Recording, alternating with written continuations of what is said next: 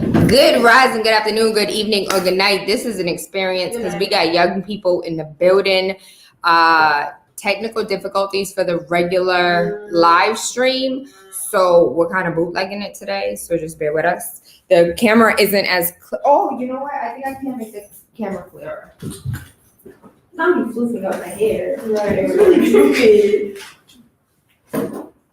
Because I know how to shoot. I know how to fight. I tell you once, I told you twice. I'm real in the streets. Like a thief. Y'all excited? Yes. Y'all I don't nervous? know what I'm gonna say. Like, what are we talking about? Talking about everything, baby. Everything.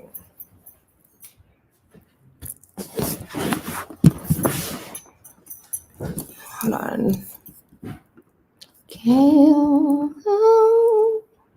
All by myself, figuring shit out. Oh, that's better. I can see clearly now that that's just mad dark though. Who's tall? I'm tall. It's dark. Oh.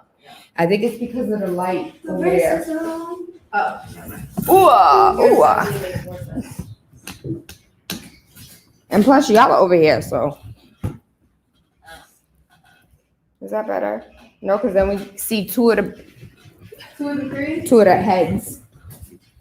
This is what y'all do all day? I don't have to be seen. Y'all see me every day. No, you don't. I promise you. Everybody can be seen. Soraya, where you at? Does this chair go up? Yes. Yes. They Pull up. Pull up. Ow. Hey, I'm welcome getting this video. Okay. I'm just gonna say okay and then not get in the video. I didn't get a video. Not much.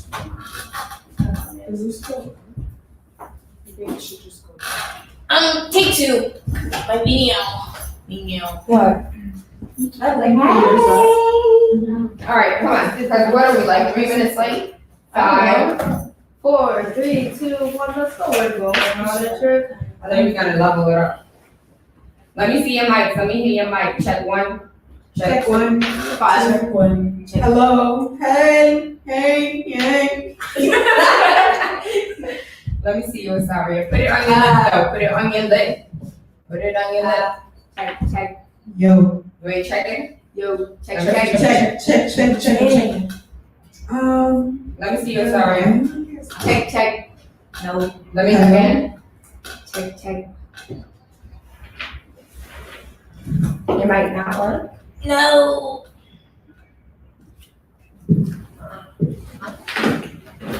Damn, we should have came in a whole hour. Desmond, go again. Check.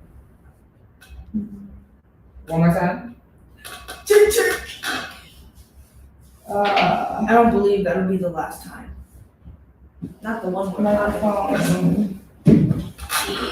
One time. Voice, tone, strength, levels. Are we live? No, not yet. Well, we're live video, but we're not live audio. I'm trying to get Asaria's mic to work. Baby, talk to mommy again. Check. Again. Check.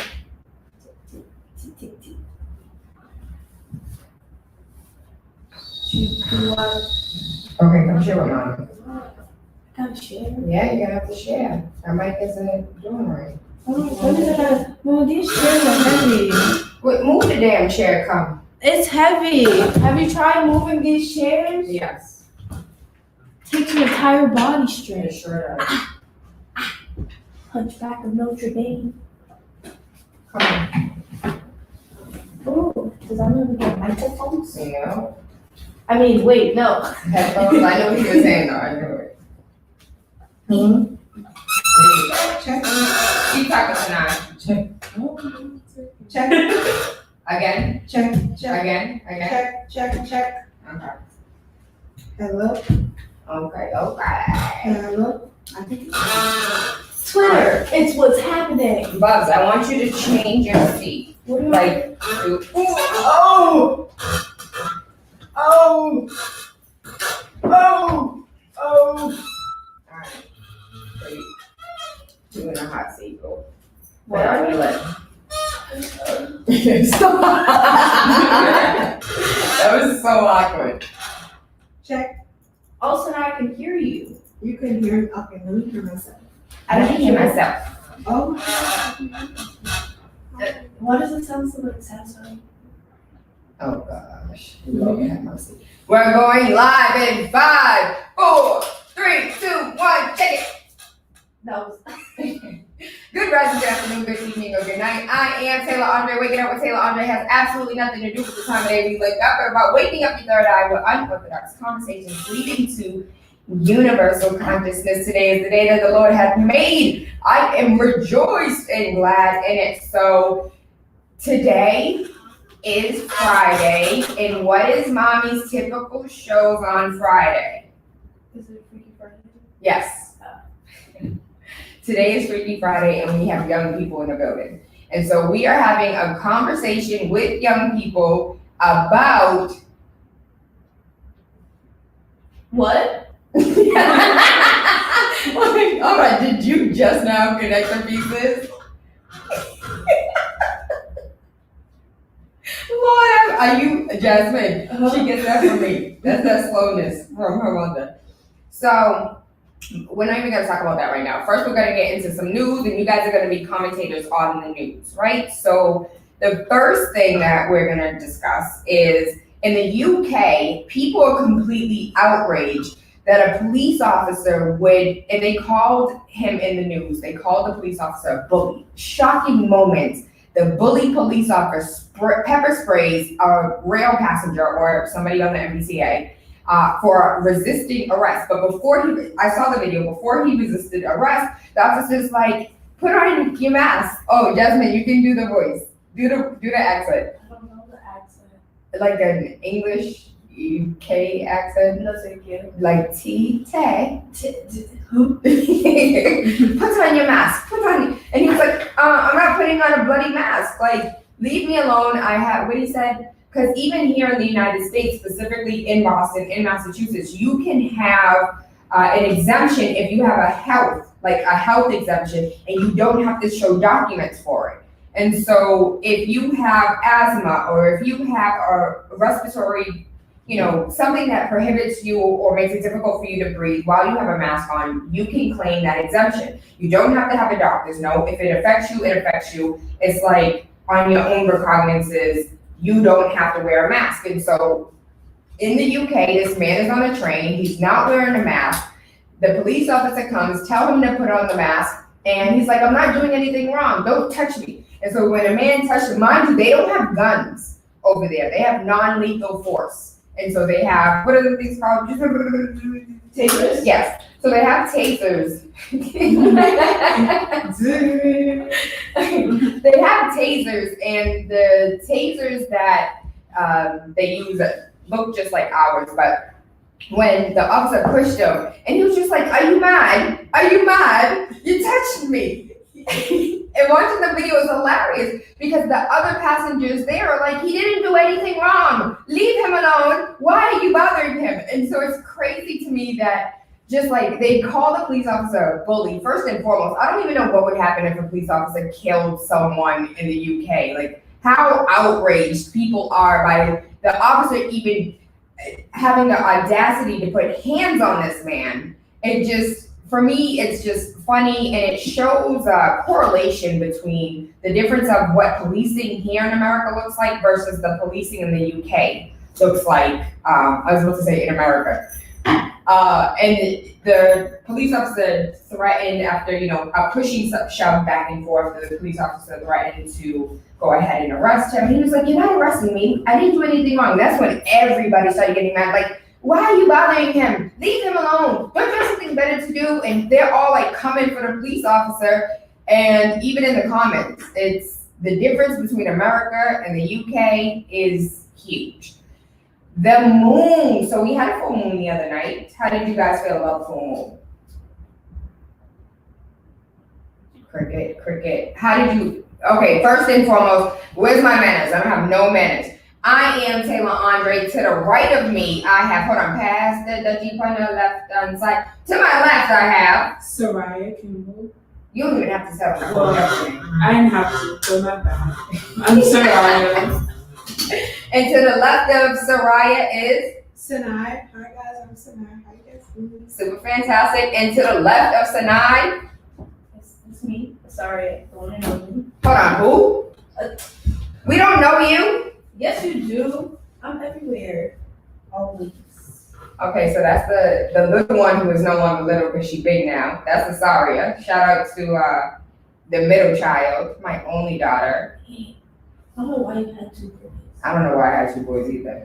We should have the girls here. Girls. But the moon. Anybody want to talk about the moon, the full moon, how they felt? Nobody? Did you like it? Do you like it? Do you care about the moon? Do you like the moon? Is the moon real? Is it a spaceship? Why would- You know that's a real thing. People believe the moon is a spaceship. I would hope that is real. It felt very relaxing to go outside and just look at the moon and relax. Bring it closer to your lip. And just, You see how you can hear yourself better? yeah. It felt really good to just sit outside and look out at the moon. It was really bright and full and just beautiful.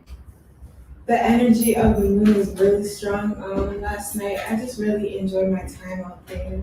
So yeah. Jasmine, your turn. Oh, we're taking turns. Yeah, we're taking turns. Put her on your lip and say something. I don't have much to say.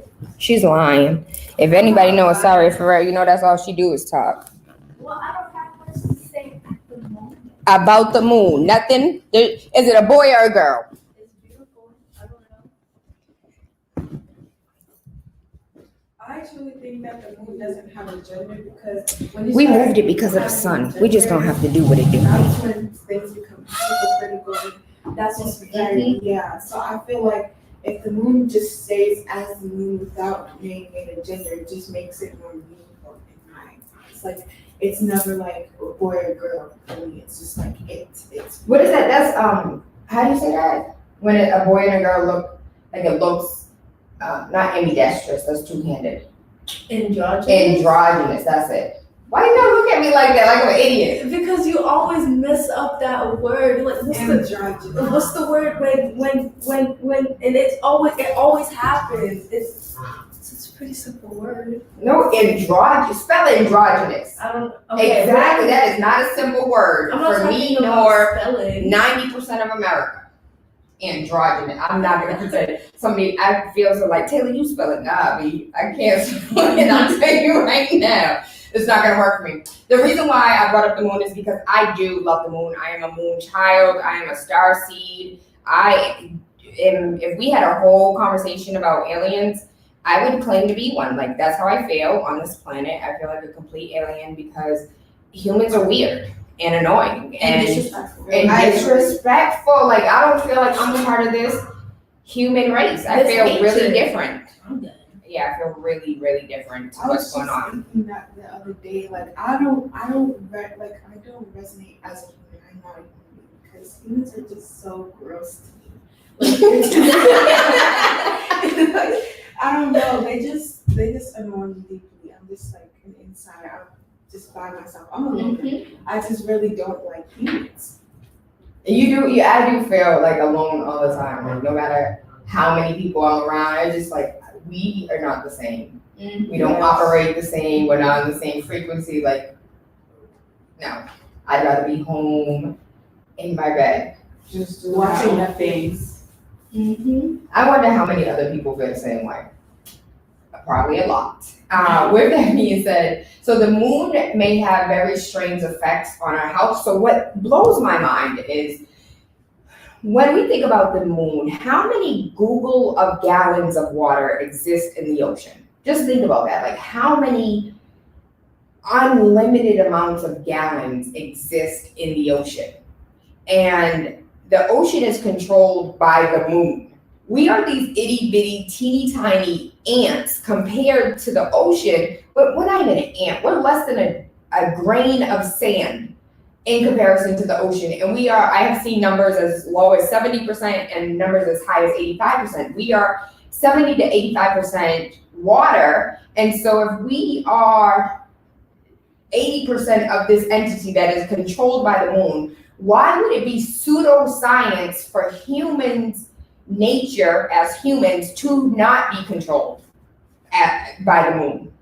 And so in this article, it says that there was a scientist that noticed that oysters were opening and closing and feeding during the times during high tide and low tide. And the scientist thought it was because of like the sun.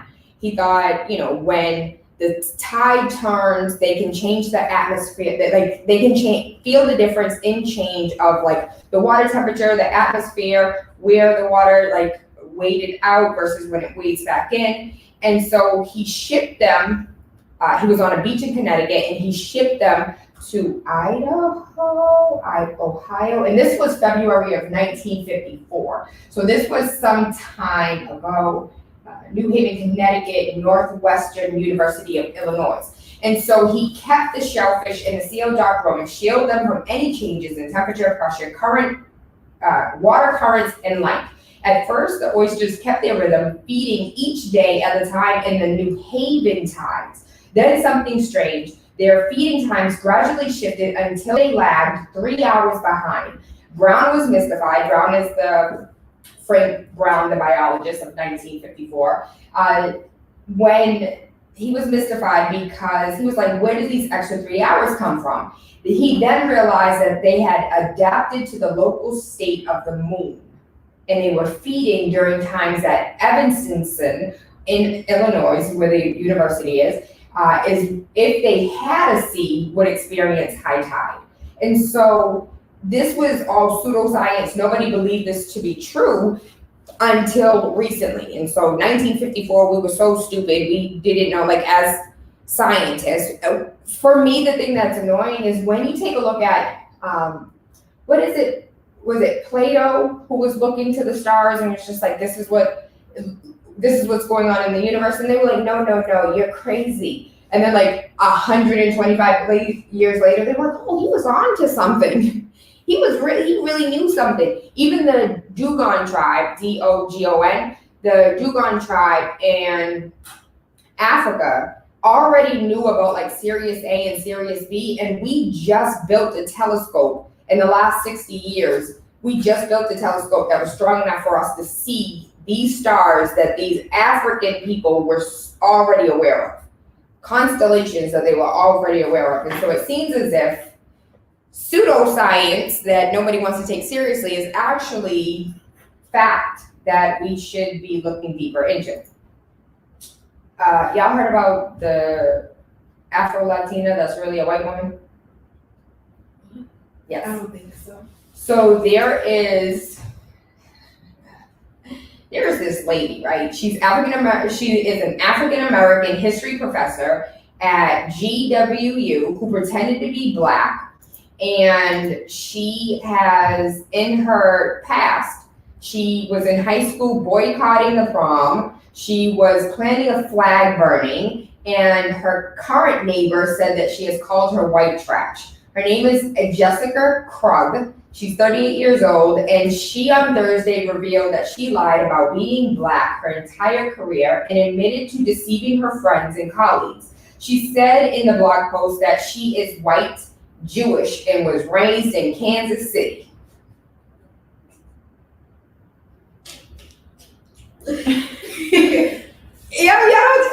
Nobody, how? People are different. Hold on, sorry. Does she look Black though? She looked like she got a tan, like she's from Florida.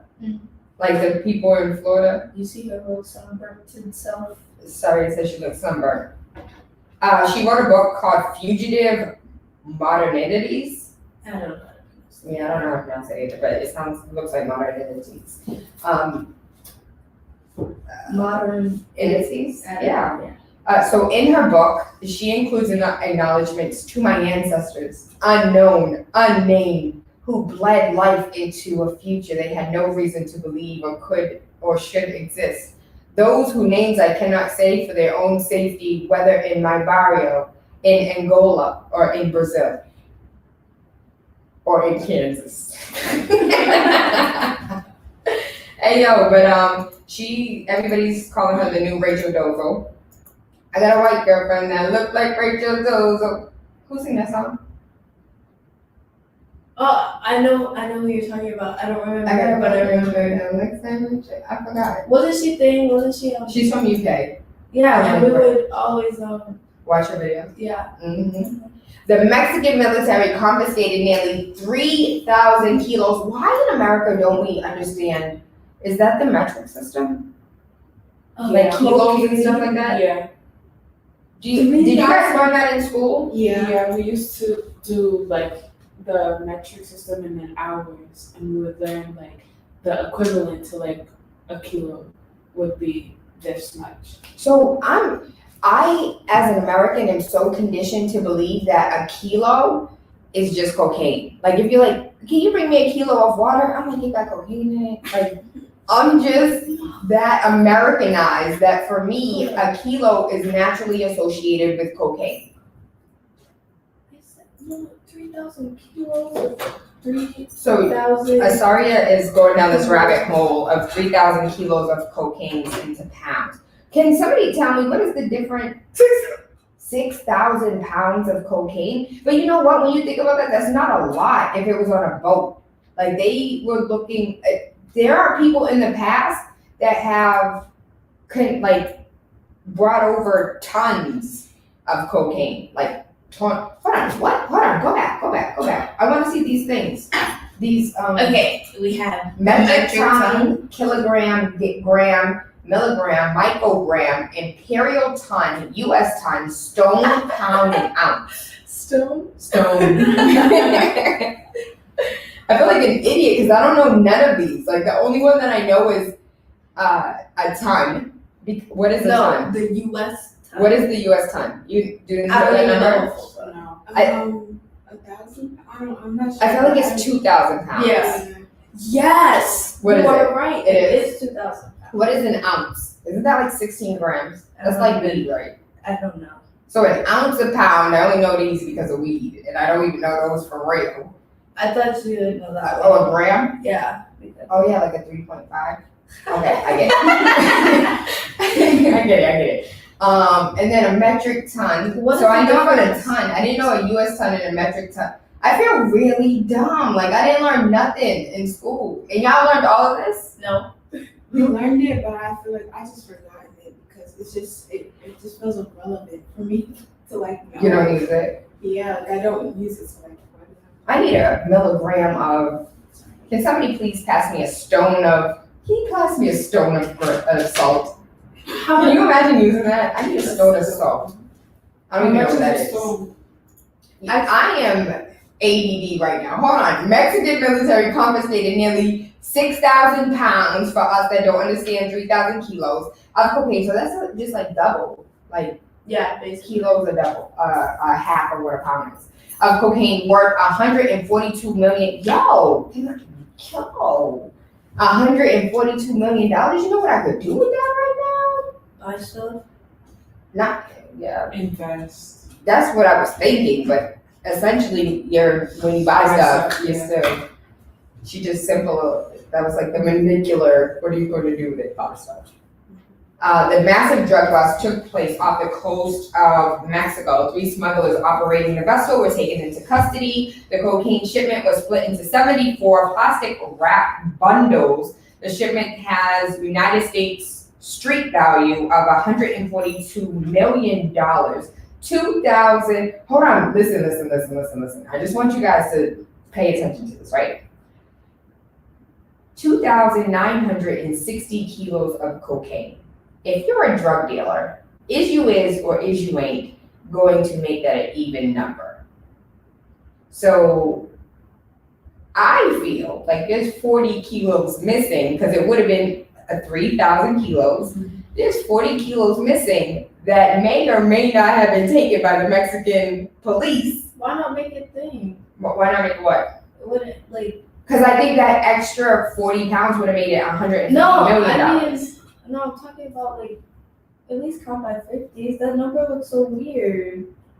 Like if like at least do by 50 instead of Oh, so they should 60. have just took another 10? Yeah, just 10 took 10 kilos? off. They called it Now, because then they probably would have to open a new pack, B. a snitch snitch. You open a new pack and then you have to explain why the pack was open and everything else was closed. Because they were sniffing. If we held an emergency Black people meeting, would you go? Yes. Yes. What would the topic be about? We are at the emergency Black people meeting. What is the number one topic? I would say the way Black people get treated in America. I feel like it's really unjust and it needs to change. And there's many other problems, but I feel like right now, currently, that's one of the biggest problems that needs to be fixed. How do you fix the ways people treat people? Because think about the people you don't like people you really don't like. There could be people you don't like, but you have to know how to respect them. Mhm. And you don't just grow up and just be rude to people. You're raised like that. And certain people are raised to not like others, and then they grow up and they have hate for certain people when it's unnecessary. Because everybody may not look the same, but we're all the same. I believe the children are our future. Well, she said, well, let them lead the way. What movie is that from? Coming to America. Coming to America. Hey. I can't wait for the number 2. That's gonna Yeah. be dope. But I'm scared that they're gonna drop it and it's gonna suck. If they can't make a second one if it's gonna be bad. But what if it has like Kevin Hart in it though? So Kevin Hart. no, I Where don't. did Kevin Hart come from? I don't know. I I was random. I don't know. Like I want it to be as funny, as memorable, as unforgettable. Like I've seen Coming to America over 1,000 times, and I could probably watch it over 1,000 times again. Yes. And still find something hilarious, and still find something that I didn't see the first time. And I don't think I'm ready to ruin the experience by having something like 25 years later that doesn't have, maybe even more than that, maybe like 30. If they're gonna make a second part to it, they need to make sure that it's good. Because Yeah. how long has it been since Coming to America came out, and then they're just gonna come up with something trash that many years later? That's funny. That's very humorous. You took this whole time to make trash? Exactly. Like, what are you doing with your time? Nah. So this is crazy as far as numbers are concerned. So numbers, this is in Wicked Local Randolph. Police departments are still largely white in some of Massachusetts' most diverse communities. And so police departments in some Massachusetts' most diverse cities are struggling to diversify their own ranks, especially at higher levels, according to data obtained by investigators, 5 investigators. The Enterprise News media partner WBCVB TV. Yeah, that was a, what? What I said? You said it in the wrong order. Oh, dyslexia is real, don't judge me. WCVB. Oh, I did say it like interchangeable.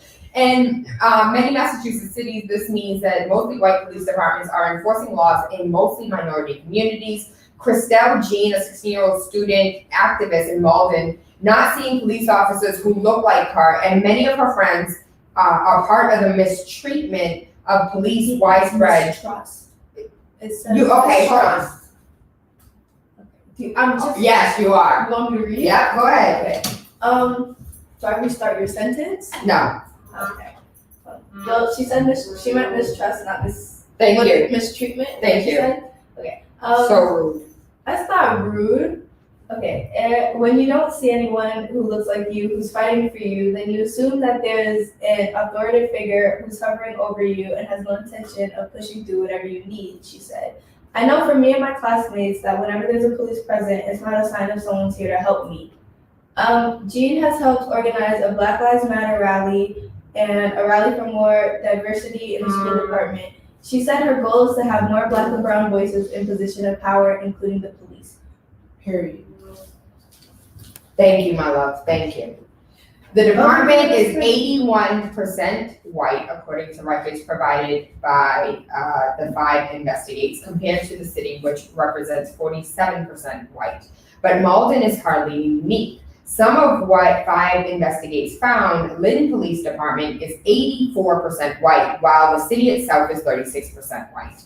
Quincy, guess the number of Quincy police being white. 33%? What?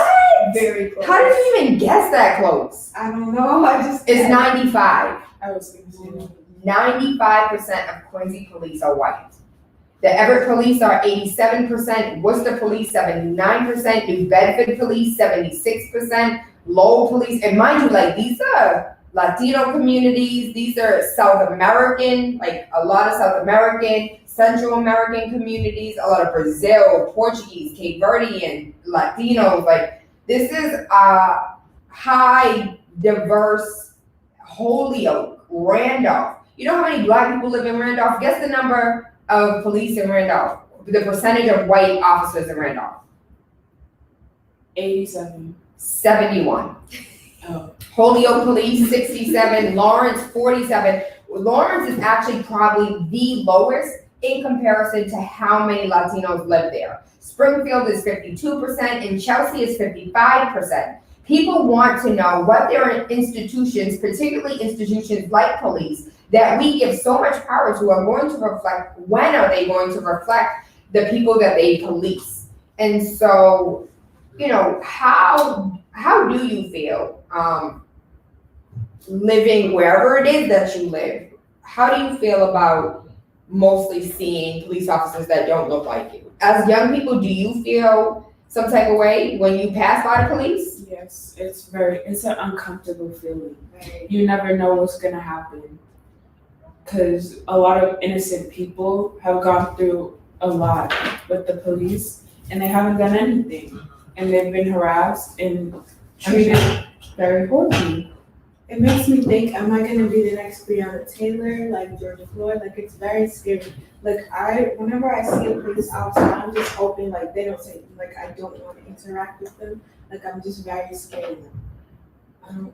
Like, what do you mean you don't want to enter, like, at all? Like, when you see them at the mall, when you see them at the store, when they pass by you. Don't look at me, don't say hi to me, don't just mind your business, out my mind. Right. Like, even seeing police officers, like even seeing black police officers or police officers that are people of color scares me. Like just the fact that they're a police officer, period, like they will do, I don't know, the way that the government be sneaky and mischievous, I feel like even police officers that are people of color will try and do anything to like keep their job or to do like a certain, I don't know how else to word it, but like keep their job is not the full thing, but like to keep their job or to keep their status or their position, I feel like they would still do a lot of grimy stuff to do that. So I don't trust no police officers. It's like when you put on your badge, it's like you lose all of your humanity. It's like you don't have black skin anymore.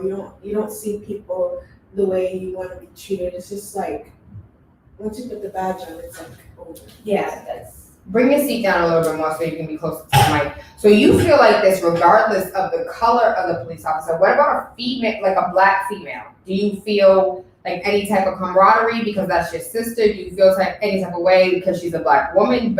Or is it the badge is the badge is the badge? It's the badge. It's the badge and uniform. Yeah. For me. I did not think that young people felt like young females. I could imagine, and Anari didn't want to be here today. Like for the record, Anari is tired of everybody saying, "Ooh, aren't you Tayla's son?" And so he don't like to be out in these streets anymore because he think he changed or no longer looks like me. I don't know. To have people walk up to him and say, "You Taylor's son," just to, I don't know, I would do that just to be conniving. Can y'all do that? Actually, Coming from the little sister, don't do my baby like that. yes. She's not. You sound like a bully. You're the bully police officer right now. Excuse me. But how long have you guys felt like this? Is it recent because of the police shootings, or has this always been? Or you know what? How about this? Because there's always devil's advocate, like, oh, maybe your parents told you that you shouldn't trust police. It's for me, it's been ever since Donald Trump came into office. Cause like I knew about it, especially the way that my teachers, like the way that we learned about slavery. Okay. Go ahead, keep talking. Like the way we learned about slavery and white supremacy and this and that. Like I knew about it, and I knew like to this day racism is still as prominent as it is, or as it was, I should say. But the thing that really it shook me up more when Donald Trump came into office, because I was like, now, It's gonna change. yeah, I was like, now they're gonna start getting serious, and I was like, I can't, I'm good. And what made you think about that? Like, where were you mentally 4 years ago for you to think that Donald Trump was going to be a problem enough for society for you to be scared? Like, how did that correlate for you? I don't even think it was like, because I was never into politics like that. I think it was more of the fact that like, literally just looking at him is enough to make me know that I'm good. I'll stay away from him. Like his vibe, period, is horrible. Like I don't want to be near him. I don't want to hear his name. I don't want to look at him. Like just his vibe as a person is so off. And that was the first thing for me. It was like, this is not about to go good. And then it like as time progressed, he got worse, and then accusations came out, and it just like, I mean, it didn't shock anyone. I was waiting for that to happen, but like it was. I was sitting here like I don't know. Like I just, it was the vibe for me. It had. I feel like Sanai want to say something. Say something. I remember the day after the election when he won. I remember I came downstairs in my kitchen and I told my mom, "Welcome to World War III," and it was just really sad because that's what I really thought about 3 years ago. And I really wasn't like I was not that old. I was only like 8, maybe like a very young age, and I was just thinking about that. It really made me scared. Like everything. It was just really scary. Pull your seat down a little bit more so you gotta put it, you literally gotta like put it on your lip and talk right into it and then have a conversation with yourself, really still like that, but not for us. I wanna know what these adults think and feel about what these babies are sharing as truth. So I'm interested. I'm gonna go to the Spark, because we have the Spark FM online chat box, so y'all can chat with us there. You can chat with us, on Facebook, on Periscope, on YouTube. Y'all are all over the place right now. Y'all know that? If we listen live. We do not listen live. Are we listening to ourselves? If we listen live, we be Listening to ourselves? we be listening to ourselves. So if you want to go ahead and chat with us, please chat with us. Go to sparkfmonline.com and please let us know what you think about these babies sharing their truth and speaking their hearts. Because I didn't know you guys felt like this, and now it's difficult for me as a parent because now I'm like, what can I do? What can your parents do? What would you like your parents to do? If you can wave a magic wand, how would you have your parents act or react in order to make you, like, what could we do as parents to help you? Because this sounds like trauma. This sounds like anxiety. This sounds like stress that I can't necessarily do anything with. So what exactly do you suggest parents do to have a conversation with their children I have no idea, because I don't know if I can make you feel comfortable. I don't know if I can make you feel safe. I don't know if there's anything I can do when, just like the article said, we put these people in positions and give them this idea that they have all of this power. I don't know if I have any to actually make you feel the way that you need to feel. Nothing? Nobody? I think there's not much you actually can do. This is like, this isn't I shouldn't say it like that. I'm trying to figure out how to word it. No, say it. Say it with your whole chest. Don't act like you got a filter now, Asaria. Don't do that. There's not a right way to word this, because the way I'm gonna say it might sound weird. But like, I don't know, like, it's not your problem to worry about. Like, I feel like, as in, like, the government needs to fix what they're doing. The police officers need to fix what they're doing. Like, this is the system that's messed up. It's the system that's making us feel this way. And I feel like there's not much you can do because it's without like telling a white lie or something. Like, especially if you're talking to a young child, like telling them, I'll protect you, you'll be safe. Is that like, that's not promise, especially with the way that the police officers are acting like today. That is not promise at all. Like, you can't promise your child that they will be safe, or that they will make it home every day. And I feel like that's just the truth. And I don't know what a parent could do to help. Do you two have any sentiments you want to add? I agree with the Saria. I feel like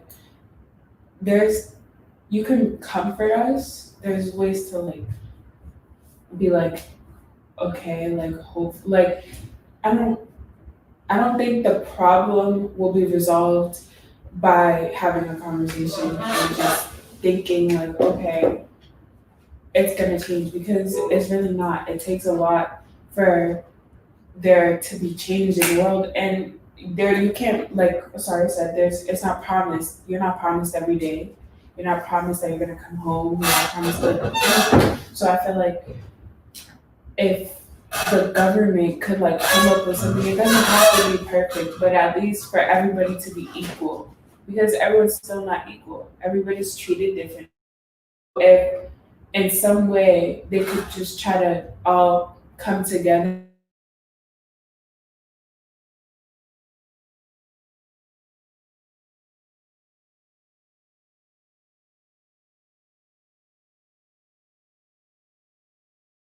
Quote was to the effect of, there are no laws that can change a man's heart.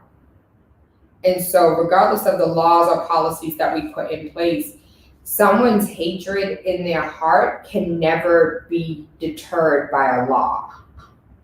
But I don't want to like depress people for the rest of the day. So, and that's what I hate. I hate that there are so many stories that are absolutely like heart-wrenching and gut-wrenching and heartbreaking, and like there's not enough joy and happiness and like, yo, this is what happened and shout out.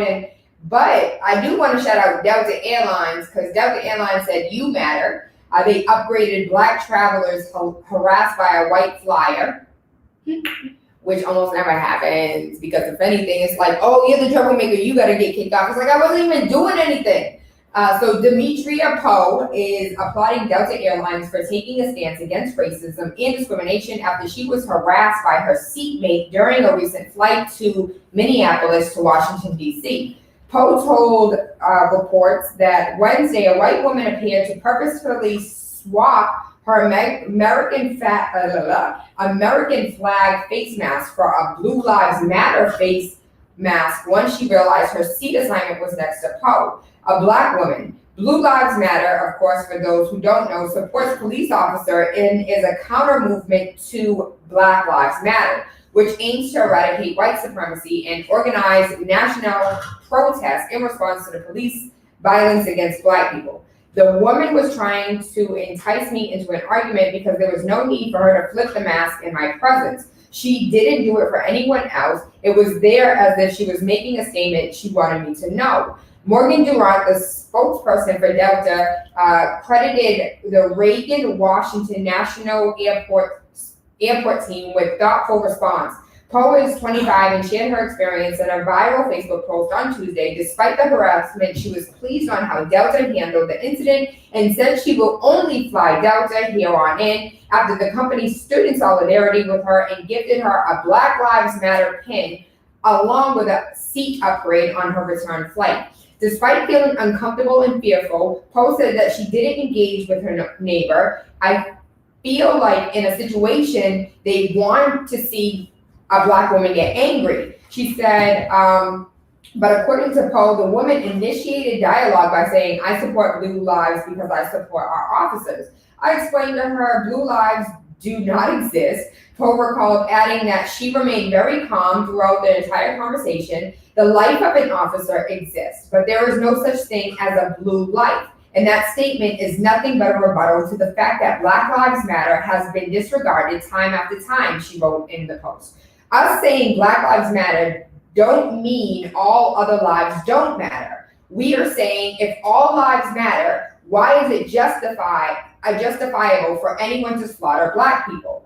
Poe is a kindergarten teacher in Minnesota. She pointed to the unjust deaths of Philando Castile, George Floyd, who were killed by Minnesota officers, but Poe said the woman continued to spew inflammatory remarks, including Floyd didn't die from suffocation, he was on drugs, even though the autopsy report stated that Floyd died from a fixation and sustained pressure after police officers knelt on his neck for more than 8 minutes. It's so ironic because I got on this flight to go to the commitment march.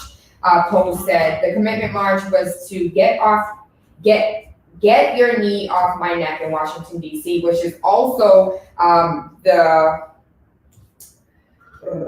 March on Washington. So it was like the anniversary March on Washington, and a lot of Bostonians actually went. A lot of people across the nation actually went to Washington to even though the March on Washington, the 10,000 man march did not, 20,000 man march, 50,000, what is it, 25 million? Mm-hmm.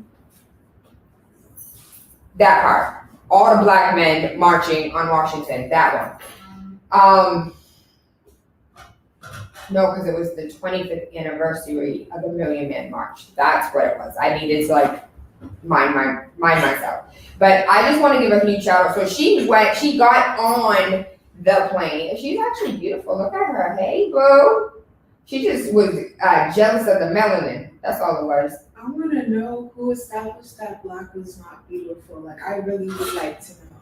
Because I feel like Black is so beautiful. There's so much different cultures and different varieties to choose from. And just Black is just, I don't understand who would think that Black wasn't beautiful and Black wasn't worthy of love.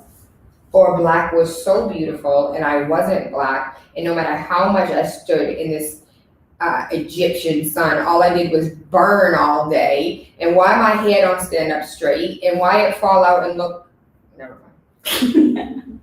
But like a hater would say you was ugly. Like a hater would say with your big nose, I can breathe. Can you? Like that's a hater with your big lips. These things are full. You sound like a hater right now. So multiply that by many, many, many, many years, and topple that on by what is it? How you have to put somebody else down in order for you to build your own self-esteem. I think that's what it really is. You saw this, Saria? Mm-hmm. I cried. So I'm sick and tired. I am so sorry that this is what's in the news right now, but this is what's in the news, and there's nothing I can really do to change what's in the news. And I wish I could find more happy stories, but if you have not been under a rock, you most likely heard about the Black man that died of suffocation while handcuffed in police custody. His brother, this would happen in March. So his brother called police officers because you guys remember Friday when what's his name? Pookie? And Friday. Day. No, Day was in next Friday. The tall one? Chris Tucker played. I don't remember his name. Oh my gosh, I don't know his name, but I know who you're talking about. You remember when he was talking about they gave him some weed laced with PCP, and he was in the chicken coop calling for his mama? Okay, so this man was on the same drugs, doing the same thing, rolling around in the street, butt naked. His brother called and said that he was having a mental health breakdown. They had police come out. I don't want you to look at the video. The video is disheartening. So he's naked. They tell him to get on the ground. Before they can finish ground, he's chest down on the ground. Before they could say, put your hands behind your back, his hands were behind his back. They went ahead and put the cuffs on him. At some point in the video, he's sitting up with the cuffs behind his back. They claim that he was like, I have corona. They claim he was spitting. They claim all these things, so they put a spit hood on him. And this spit hood looks like a mesh thing. You know how bracelets come in? Like when you get a bracelet and it comes in like this little mesh thing? Yeah. So it's like a mesh.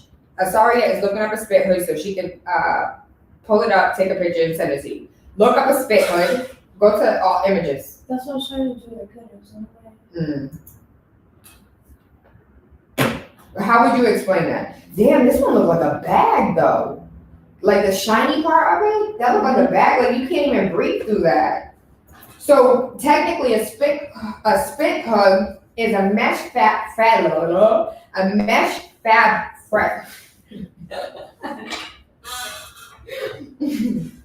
a mesh fabric to prevent spitting and biting is used to reduce the risk of communicable diseases. The elastic band around the neck secures the hood around the neckline.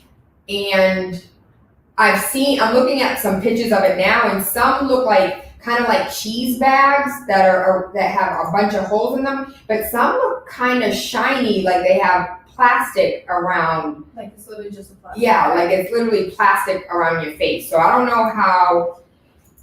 Y'all can look it up for yourself, but they put a spit hood on him, and then at some point, mind you, he was 100%. They told him to get on the ground. He got on the ground. They got on his back and put a knee in him. I don't know why they do. Like, why would you not just pick him up right then? Like he was doing what he needed to do. He put his hands behind his back. They put the handcuffs on him. They were waiting for an ambulance, but while waiting for an ambulance, why not just put him in the back seat of the car? He's not hurting you. He can't touch you. He can't run away. He was butt naked. He had no clothes. So it's not like he was hiding something, concealing something, could pull something out. So like, why not put him in the back of the car until the ambulance comes? So before the ambulance comes, they're over there putting like their knee in his back, their knee in his neck, and he's like, Jesus, Jesus, he's calling for Jesus. He's praying for them. He's like, please get this thing off my head. Get this thing off my head. I can't breathe. And they're like, calm down, stop resisting, relax. Like, you telling me to relax? I don't know who are the psychologists that think like you telling me to relax makes me more mad.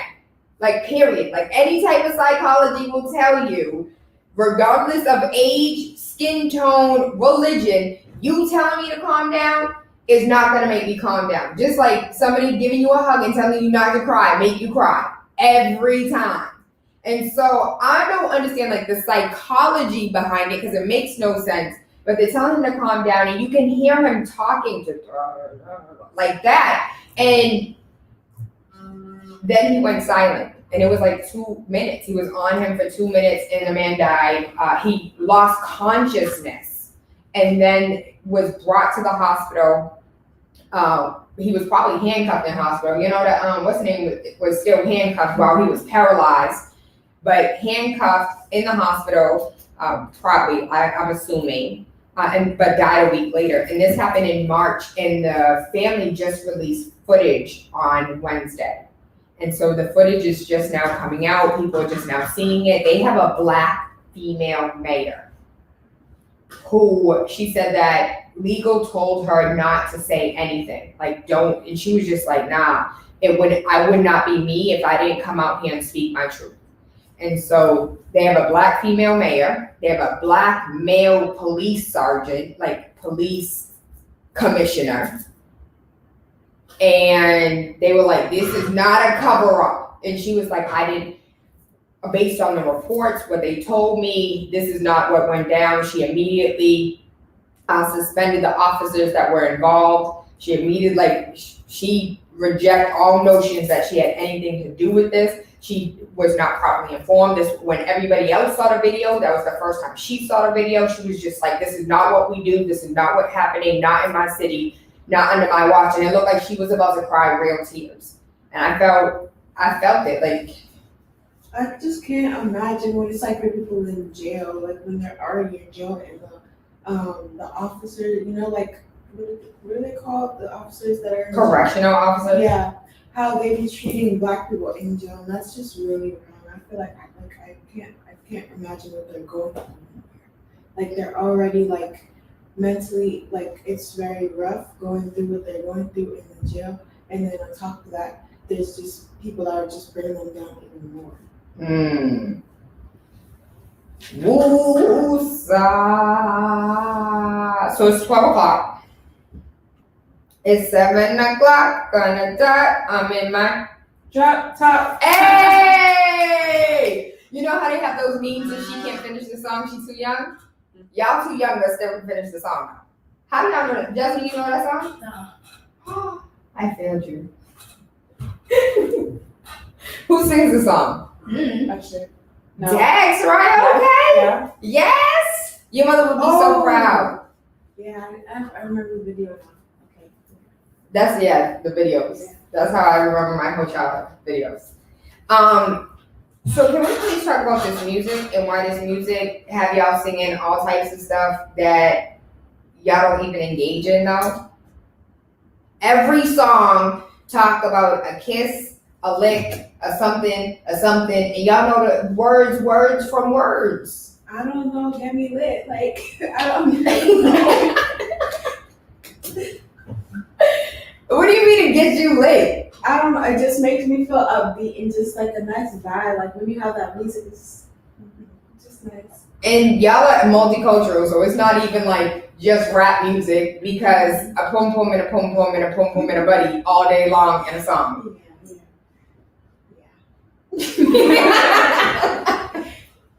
So I'm interested in knowing, y'all don't feel like music is over sexualized? Like you don't think music have no purpose but to like do freak nasty stuff? I think females in music are over sexualized. That's right. Hold on, you gonna have to break that down for me. Females, like in every song, like in males, they're always portraying females as just A sex object. yes, yeah. And it's just like we're way more than just a sex object. Yes, we. Okay. I'm gonna say this. Would you like to help me? I don't know what you're trying to say. What are you trying to say? I feel like we just shouldn't be over sexualized because we're way more than that. We have a brain. We can just do so much more than just do what they say. In songs. Yes. And there's a lot in songs. Like these songs are so graphic. I feel like when I wanna sex you up, and I'm just like, oh my god, you're listening to that. Check baby one. Like the Rump Shaker was like a twerk song back in the day, and that was the worst that you would hear for a twerk song. Shake your rump, like all I want to do is zoom, zoom, zoom, and a boom, boom. Just shake your rump. Oh my god, that's so provocative. And now it's like I want to do this and this and this and Very this, specific. and it's like you can't even play it on the radio. You want to know what song that I was so surprised they played on the radio? I feel like I know. J. Cole. Mine was for me, it was J. Cole because J. Cole was talking about being like, it was in teenager language where like, Oh yeah. it was just like, I know she's what making you're my penis hard in class. I'm like, hold on, did he just say that on the radio? And you guys played it? Huh? Wet Dreams? Is it Yeah, The yeah. song? Oh. No. Yes, Wet Dreams. Why you Wet Dreams surprised me. Absolutely. Because he was in like, I have all of this stuff in the song was just playing and it wasn't, I don't know, I felt like it was entirely too descriptive to like maybe a 13-year-old boy that was not having wet dreams and was not getting a boner in school that was just like, maybe I should be doing these things, or a girl who was just like, you know, he felt like he had to lie even though I never did this, I never ever did this. Like both of them were virgins but both of them were lying.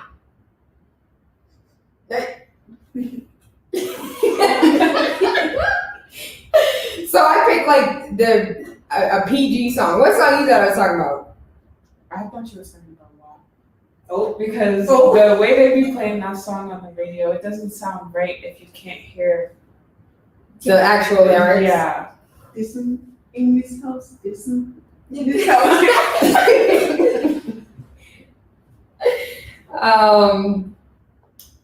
What song do you what song do you feel is inappropriate that you don't like singing in front of your parents? Do you have a song you won't sing in front of dad but you'll sing in front of me?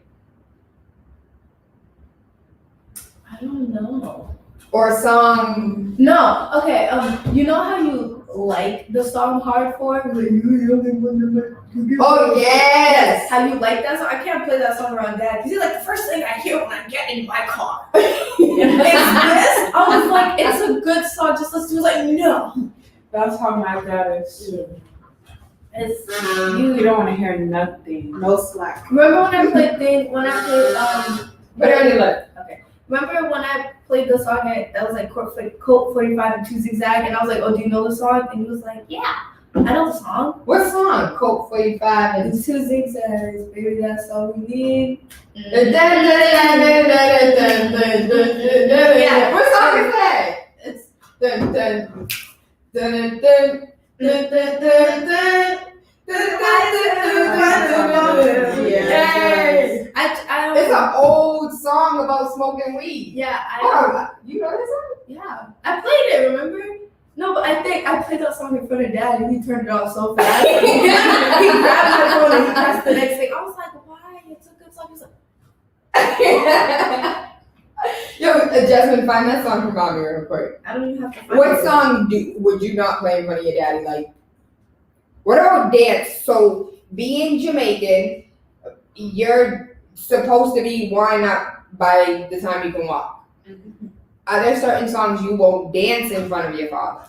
I personally, I don't know if I would dance in front of him, But I would play the music though, even though he'll be I would like, sway side to side.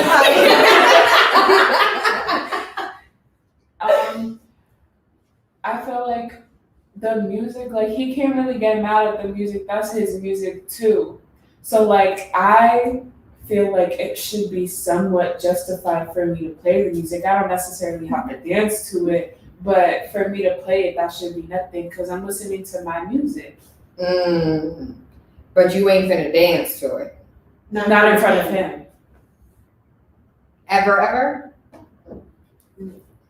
There's been What about, like, at a party? moments. I'm sorry, but if I'm at a party, I'm at a party. And you So you're at a party, and your dad's at the party standing on the wall, watching. You still at a party? Somewhat. I would just restrict my movements. I'll just, just a little wine, just here and there, not a lot at all. Just, Hold on, but why you go all the way in for your mom though? Because my mom will join in. yeah, We'll all be yeah, together. we've all experienced that with each other. We all seen each other. Like it's just like we're very close in that way. So like, yeah, jump in. Come on, let's go. I'll make a video. Hey. Azaria, What? you don't even dance it. Yo, I think I traumatized Azaria. So we used to get the videos, the Wedding Wednesday, Dirty Fridays, all those videos from Jamaica. So I used to get those when we lived in Birmingham because there was absolutely no West Indians nowhere to be found ever. And so I couldn't just like turn on the radio and hear new music. So I would get the videos, but y'all seen the videos, like the videos be like porn sometimes, with naked people sometimes. And I was just like, oh, I'm sorry, get out! The girls are doing bad things. You don't want to be like the nasty girls. And so I think she associates it. Do you really? No. Then why you never danced, Jasmine? I know. So sorry you just really do a 1-2 step and do a sway, but I know. Y'all seen Sorry dance? We taught him sorry how to dance. Jasmine, why you don't dance for mommy? No thank you. I'm waiting. No, you're not. No, this is my knees. Don't do that. I have to wait till you go to a party? No. Like how I told Dad, no. See, Dad likes taking pictures when I don't want to take pictures. And so I told him, you have to wait till November 18th to get a decent photo because that's my birthday and I'm going to want to be taking photos. So his photos is your dancing. Instead of you having to wait till my birthday, you're just going to have to wait. You know what I think it is? I think Asari's going to go to Carnival and go crazy. That's what it's going to be. She is going to be the Bacchanal queen. I truly believe that. She's not going to do anything now Can y'all just make a video like on the spot? I want to see on the spot.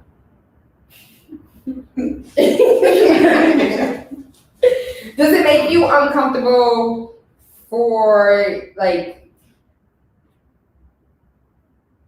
I guess I answered my own question because you guys are just comfortable, period, in your own whole bodies. That no dance makes you uncomfortable. Yeah. I mean, I'll fail at it, but it's just like, overall, like, I'll just try again until I get it down. And like, it's kind of like, I'm just like, yeah, I'm not doing it right. I don't look good. Let me keep going.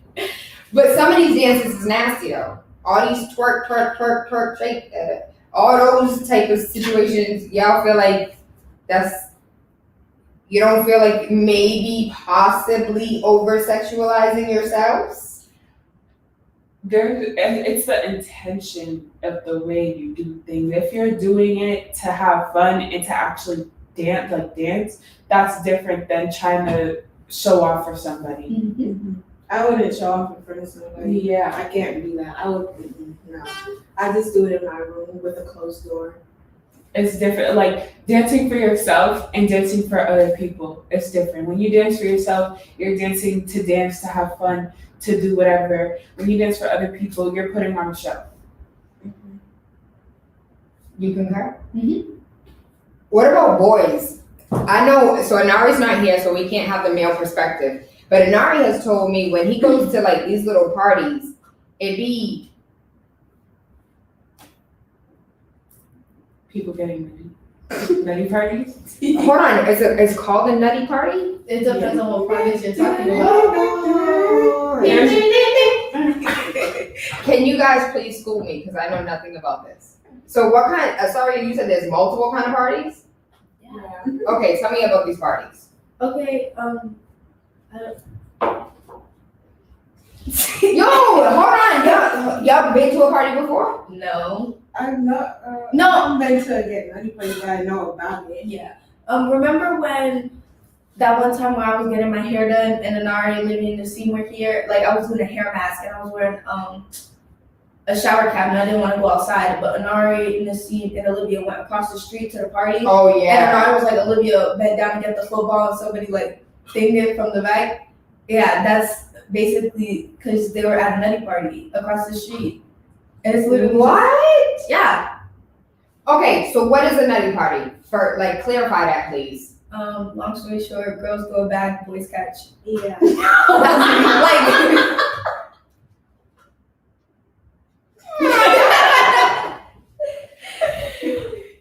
Girls throw it back yes. and Yeah. boys catch. Yes. Pretty Yes. much. They catch. How old are these? Like, how are you having a party like this I like at a 15. teenage? Yes, exactly. How does one attend a party like this? I Literally, feel like you have to have parents that will allow certain stuff. Would I be a parent that allow that? no, and not at So all. I'm super lenient though. Like, how? You what wouldn't kind of allow parents? that, Mama. You barely want me to have meals over at my own birthday. You barely even allow. You had a co-ed sleepover. That's yes, and you see how you feel right now about it. You would not allow anybody Because to- you're a teenager with a yo, would you allow your teenager to have a co-ed sleepover? What's a co-ed sleepover? Boy and girl. You remember Soraya's birthday party? What did mom say? All the boys have to go. All That of them. was annoying because we all grew up together. It's different if we're like friends and you could tell that there's something going on. But if we're all family and we all grew up together doing like just life, I feel like that should not be a problem for us to have a sleepover. It's different when you're yeah, we grew up having sleepovers like that. So it's different when it's a sleepover with friends and close family and family.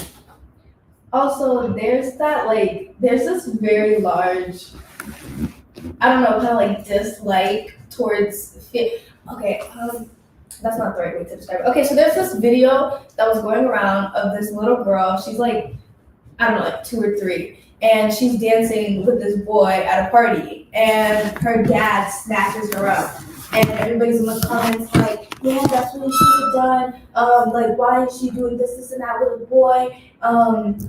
And stuff like that. And I'm like, first of all, she's like 2, 3. She doesn't know what's happening. She's just dancing and enjoying herself.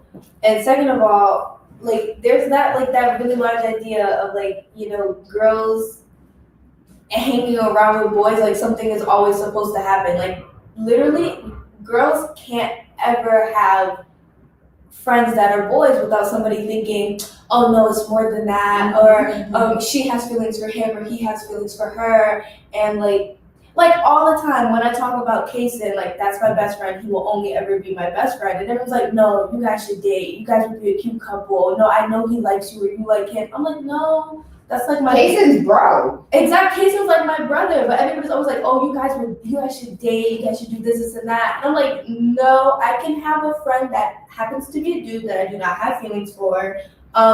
Please stop thinking, like, it's annoying when I'm like, oh, can I hang out with so-and-so? And then it's like a dude be like, you wanna hang out with a dude? What are you gonna do? I'm like, what am I gonna do? Like, Get outside, you go get some smoothies. exactly. It's like that really large idea, like, you can't hang out with the boy because something's always about to happen. Like, no, nothing is about to happen. I don't even know, like, It's stereotypes. Yeah, it's sexism. Hold on. It's sexist. Oh, so the people that you most likely are going to experiment with are the people that you are always around. And if you grew up with people you feel the most comfortable with them, aren't you the most likely to experiment with them? No, that's just because I knew you. What? No, I feel like that makes it a little weird. yeah. Like, I grew up with you, I know, like I'm sorry. If Like, I've seen you, like, I mean, it's just not the same. And thing, there's also that idea, like, wait, how does it go? It's like how long you know someone doesn't really matter as much compared to like how they make you feel How they treat you. and how they treat you. Yeah, like if you've known someone for like 10 years, but like they treat you so bad and you don't like them and their energy's off, versus someone that you just met like 3-4 months ago, but they're like the best person you've ever met, like that's different.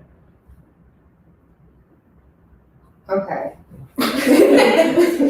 that was a valid point. I completely understand. It's just like my ex. Yeah, I get it. Yeah. Okay. Cricket. I would really like to know if someone if they stayed with their best friend that they grew up with, like, I would really like to know if that ever lasted that long. Because I don't think it would last that long. Yes. The Notebook. They died together. They were in love since teenagers and they died together. It's real. It could happen. Oh, wait. Nobody's buying into my fantasy. No. I guess I don't know if it would be that many people today, but I know like the high school sweetheart thing back in like the 60s and the 70s and the 80s, like being with your high school sweetheart was the thing to do because as a female, one of the things that you wanted to do was to get married. Like you went to school to learn how to cook, clean for your husband, and be a wife. Did you guys know that there was like a school for that? You went to school to learn how to be a maid, essentially. When you think about it, like it just teaches you how to be domesticated.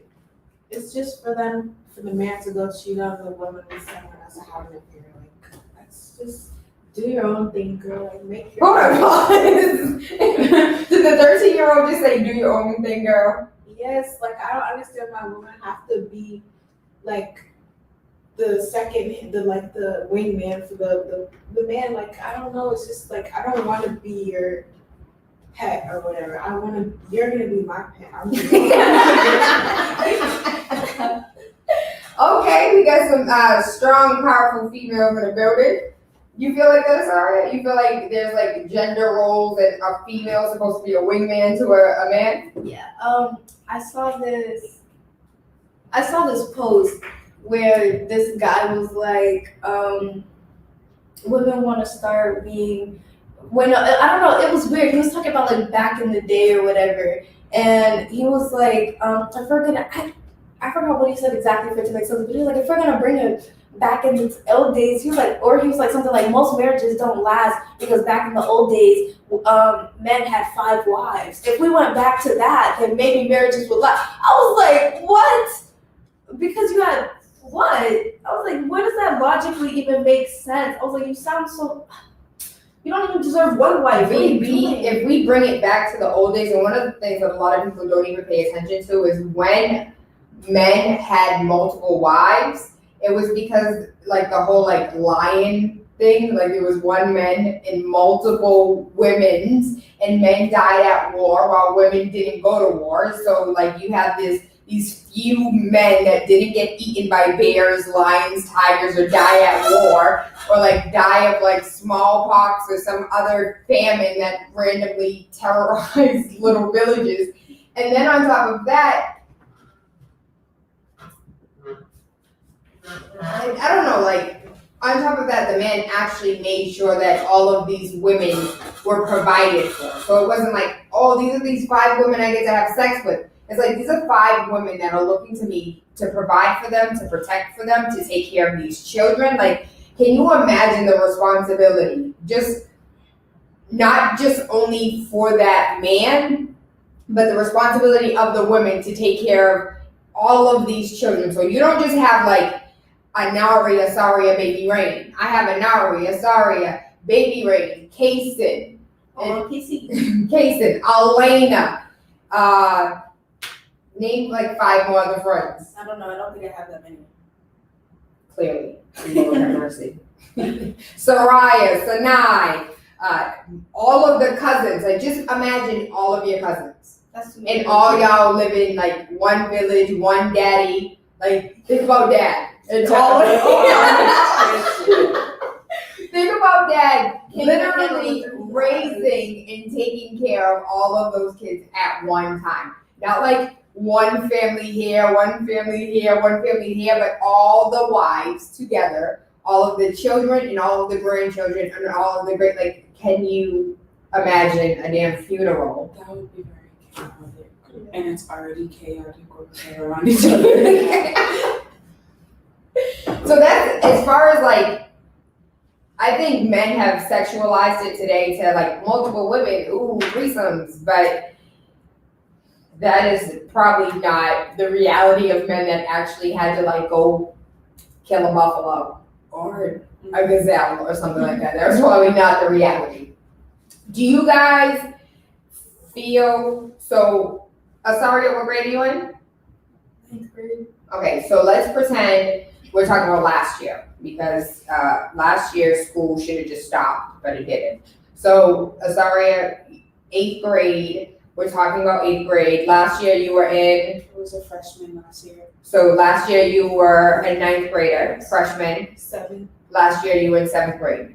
Based on the grades that you were in, what kind of conversations were your peers having about sex? And how did you feel like they were supposed to be having these conversations? Like you felt bad for them? Who are their parents? Like based on the conversations that you heard of your peers, not necessarily your friends, but like hallway conversations about sex. What's really going on with young people today? Aside from boom boom parties, what they call? Nutty party. Nutty party. Nutty party. Long story short, literally everything has been over-sexualized to a point of no return. So you can imagine like little 14, 15-year-olds running around and what maybe going through, like nutty parties are like the bare minimum. And then it just gets worse. Actually, I shouldn't say bare minimum. It's like something like that. And then it just gets worse. So did you ever feel pressured? Like if nutty parties are the bare minimum of what's going on in 8th grade, and we'll get to 7th grade in a minute, and then we'll hit 9th grade. So, did you ever feel pressured to engage in this nonsense? Did you ever feel like maybe you should have a talk with these kids? Like, how did you feel listening to these conversations? I was heavy on, it's none of my business. What y'all do with your life, go right ahead. I won't stop you. I may have some opinions, but I won't stop. What opinions did you have? Like, what are you doing? Like, okay, I won't name names, but For example, there was this person who was messing with this dude that had a kid, and he was like 17, and I'm like, what are you doing with how old was yourself? she? In your grade? Yeah, like 14, 15. And then also there are those people that are like, I don't know. It's so, I'm just like, my opinion is like, what are you doing with your life? Like, there's so much more you could be doing, and this is what you decide to do right now. Like, this plus your 20s is what people will call the prime of your life, and you're just gonna throw it away on that of all things. Like, everybody's trying to grow up a little too fast instead of trying to sit here and live in the moment. And I'm like, that's why y'all are set up the way that y'all are set up, because nobody's actually enjoying themselves. Sanai? Okay. For me, I personally didn't really know anybody with that kind of mentality because it's just I didn't really get into gossip and stuff like that. Like, I really wasn't really into that.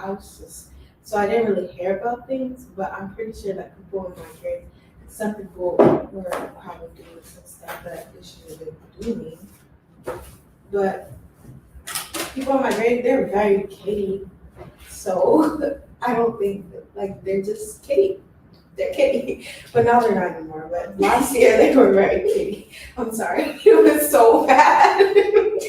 Yo, I remember that when you were in like 6th grade or 7th grade, it was like a ridiculous child's play. Mm-hmm. Like, it was a lot of gossip. It was a lot of like tattletaling. Like, it was like it was like a whole bunch of this all day long. And I remember Saria coming home being so annoyed with kids.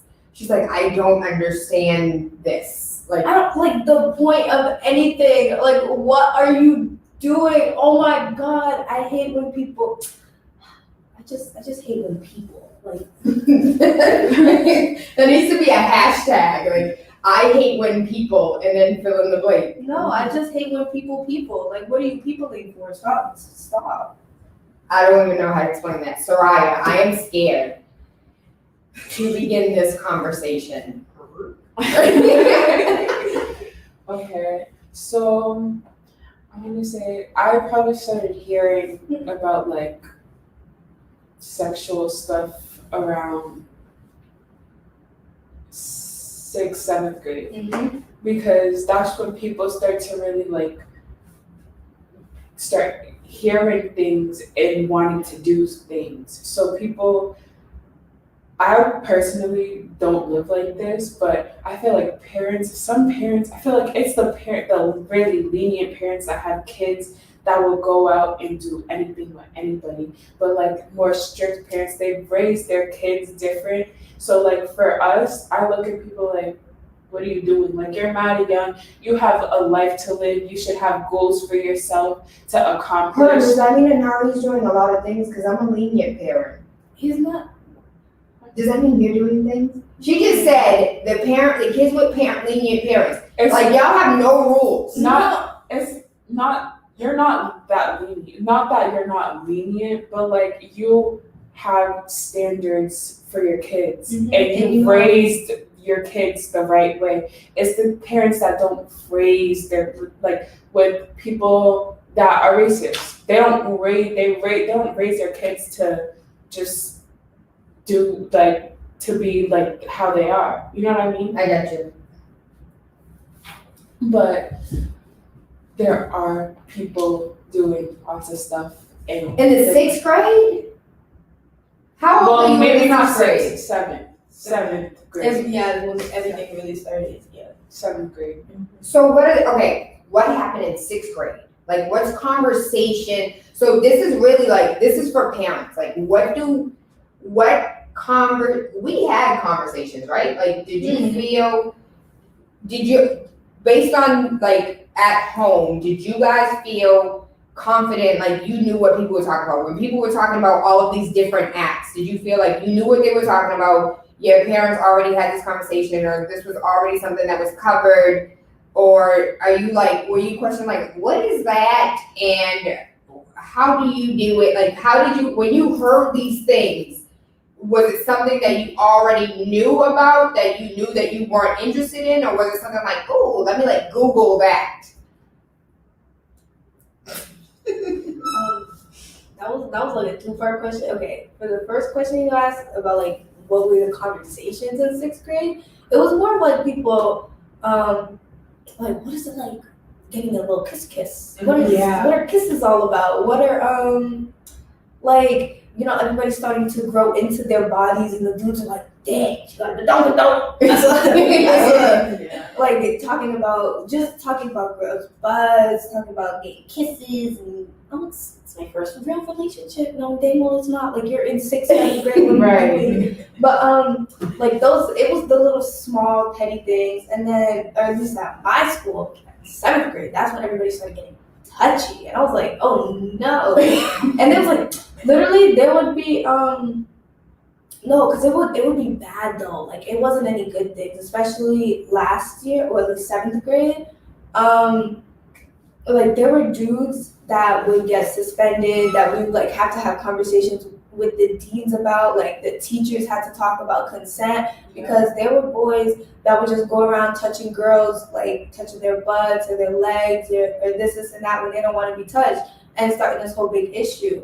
And I'm sitting like, my God, like what are you even doing? Like no consent? Like for example, this one girl, like when we had yoga, I think this one girl was it was like the end of yoga, and she was picking up her mat or her blanket to go put it back. And obviously, to pick something up, you gotta bend down. Mm-hmm. So she was bending down to go get it, and this dude brushed up behind her and like slapped her butt. And she was like, "What? Like I didn't ask. Like she didn't ask for that. She didn't like nothing. She never said anything about that being okay, and he just did it. And then they had a little conversation, and he got suspended. But there are also at Brooke, they're really bad at like, you will tell a teacher or a dean like, oh, this person did da da da da da. Like I feel verbally and or physically harassed and bothered, and like I just don't feel good. And the person won't get that. Like their consequence won't even be big enough for what they did. And like Brooke, they dropped the ball. Yeah, like they really need to step up. Like this one dude would verbally harass one of my old friends, and like she pulled up with receipts. Like she literally would show the conversation and be like, this, like I don't feel good about this, and he would talk about our other friend, and he would like do this and that, and she's like he's talking about us in a specific way that I don't feel comfortable with. And the dean, he had in school suspension for 1 day. I was like, wait, 1 day? Was his parents notified? I don't even know. I don't even think, like I really don't know about anything. All I know is that he got 1 day in school suspension, not even a real suspension, not even like a real consequence, just a 1 day in school suspension. And you can't even count it as a suspension because he was still like in and out of the classroom constantly. I'm like, that's not even a consequence. Like, Is the dean male or female? Male. Do you think that would have been different if it was a female dean? Do you think she would have reacted differently and gave a different consequence? I think she really would have. She wouldn't have. I thought she wouldn't have came at him at very a very disrespectful, like, you know, she would have been like, this is not okay, you cannot do this, like more as a mother figure rather than like yelling at him and stuff. I think she would have came to him better than what the male dean did, and it would have gave more of an effect. What's seventh grade? So Asaria gave her rendition of what happened between 6th and 7th grade, and I guess we'll go into 8th grade in a minute, but what is your experiences with like 7th grade, like from the 6th grade of like, what is a little kiss versus like actual physical groping from unwarranted groping from the opposite sex? And are there any females grabbing boys' butts or like? Not all the time. Hold on, pause. You just said all the time. Like grabbing their butt? Hold on, wait. You But sound really Wait, but it's different. it's different. Yeah, it's no. Y'all sound real sexist right now. When a boy comes and touches our butt, especially without our consent, it's like you know how it is, mama. It's like, why would you do that? Yeah, don't touch me. Yeah, like please get away from me. That's mad creepy. But it's like when a girl does it to a boy, it's not even like saying like it's not the same thing. That's not even trying to be like disrespectful or like make some people feel some type of way. It's not the same thing at all. Because like when a girl does it, it's a joke. Everybody knows it's a joke. Ain't nobody taking that seriously. Like why would a girl in the most serious manner just walk up to a boy? Like Usually, I like butts. I love when a man have like a real, like a Nanari butt. Your dad did have a booty. no, he doesn't. Okay, he doesn't, just like he doesn't have hair, but once upon pancakes. he did not. They're not even. It was almost 18 years ago. Your daddy had butt cheeks. What did he just sit them away? Like No, I don't know. He ain't been doing squats. He ain't been doing what he used to do to keep the butt cheeks. But your dad had cheeks. Okay. Thanks. okay. But I wonder, okay, so y'all are with the sexist, so they can't touch your booty, but y'all can touch their booty. It's not that. It's that they touch our butts with an intention of something sexual while we do it as a. Or they just joking though, they touching booties a joke though. No, it's a different type of joke. because Alright, so they'll do it saying, yeah, it's a joke, but if you're down to do what they're down to do, then it won't be a joke anymore. That will be something actual, like it won't be a joke, it'll be like, oh, I want to do this or da-da-da, you know what I mean? But if it's like, we don't go up to someone and just touch their butt and then it'd be like, if you're down, it's like, it's just a joke. it's like if a female does it to male, it's usually with a friend. Like it's just like It's not someone random. yeah, like male will do it as a random. Like they'll just like, ooh, I like this girl, but like females will be like, yo, what are you doing? Like hey. We don't do it. They're like, it's not something that we do frequently. It's like, you have to be very comfortable with that. Yeah. You have to have that weirdness to you. And that other person has to really like, you both feel comfortable around each other. Enough to do that. Yeah. Like it's a sibling kind of thing, right? So like a Kason thing? Yeah, literally, Kason and I joke all the time about how he's so thick with some voluptuous cheeks, knowing dang well he is Pretty. yes, and behind there is absolutely nothing but a little bit of bone. Like we joke about that all the time, but like that's just our friendship. Now, if it was some random dude and he was telling me about how he's thick, I'd be like, I mean, good for you. I don't know how much we react to that, but I mean, good for you. But, like if it was a random person, I wouldn't condone that, or I wouldn't like continue or like entertain that. But it's Kason, like that's the best friend. That's like the brother. Have you guys experienced yourself or like, have you experienced yourself somebody trying to like persuade you to do something that you didn't want to do? Like, how did you react to that? Like somebody who wanted you to like, yo, just sneak out the house and meet me somewhere. Or like, yo, can you just like be my girlfriend and grab my thigh that is not really my thigh, my little arm? Like, no one's ever like tried to tell you to do something that you really didn't want to do? I said no. And you just felt confident enough to say like, nah. No, that's not the kind of vibe we're in. Like no, you're not that. No, like no, it's not. No. The thing that really annoys me are the boys that like I said no, and they keep coming back, and they're just like, oh, but like maybe we could do this and that. We don't even have to do all that. We could just do da da da da. And I'm like, I said no the first time. Literally, mama, there's this dude that, okay, in 6th grade, I remember you took my phone for this. This is like heavy why I remember it. But I remember in 6th grade, this dude told me he liked me, and so I dated him out of pity because I felt really bad because literally nobody liked him. Yeah. And like that. yeah. So all right, so all three of you quote unquote dated somebody out of pity. Yes. You ain't never seen someone and they're like literally so desperate that you just feel bad to a point where it's like, okay, maybe for like a week, I'll give you a week. You know what? That's how I feel about the like at the club and dancing. Like I don't like it when men assume that I want to dance with them. Like let me choose you for who I want to dance with. But when it comes to like, I'll dance with like the ugliest one that nobody danced with all night. And feel bad. I do feel bad, but for some reason, like that overconfident guy that thinks he's just gonna what's it called? No, it's Nutty. yeah.